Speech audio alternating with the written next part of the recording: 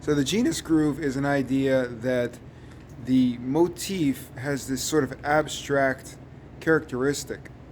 And inside of the rhythms, you hear an inner rhythm. So if you took away the actual sound that's producing the rhythm right now and replaced it with another sound, that's kind of an example of the inner sound. And the inner sound has this pulsation characteristic. So you have a pulsing that can be rhythmic, and then you have this melodic component that's a sort of suggestive melody. So, like if I went boom, boom, boom, boom, boom, boom, boom, boom, boom, or boom, boom, boop, boom, boom, boop, boop, boop, boom, boop, there's always a sort of rhyming factor. So you have rhythm, you have rhyme, and you have theme. And that's sort of how you flesh out the same sort of idea within either the same context of a song, or it can apply to multiple songs. That's how people can copy other songs.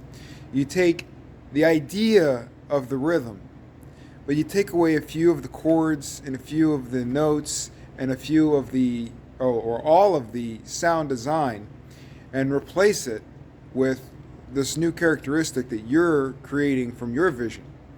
And so you could take, for instance, the verse genus rhythm from some song that's completely disconnected from another song and mix the two together, and you have, a unique way of blending and creating a new piece of music. And that's kind of probably similar to what AI does. But another component is the choruses are always like a sustain.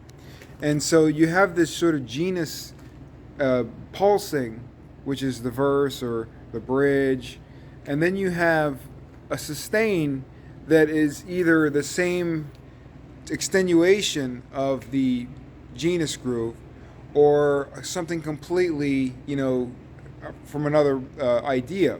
So that's where you take another idea from another concept and mix it in with the same piece that you're working on. So that's why things like remixing and reproducing, they go on indefinitely once you realize that there's an inner genus groove, genus, that is a motif that's not really colored in. So it's like you have the capability now to create your vision based within a framework. And you can even modify some parts of the genus groove.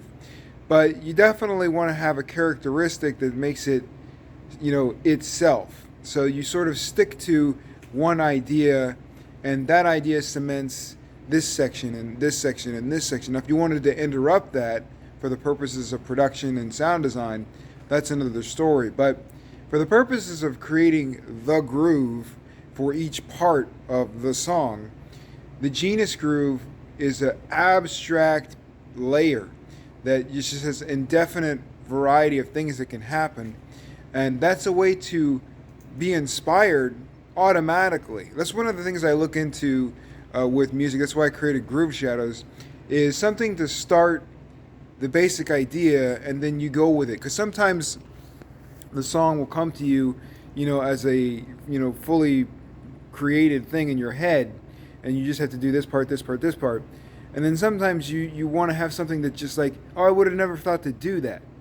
And that's where things like Groove Shadows or the idea of the genus groove come into play, because it will automatically start to give you some hints.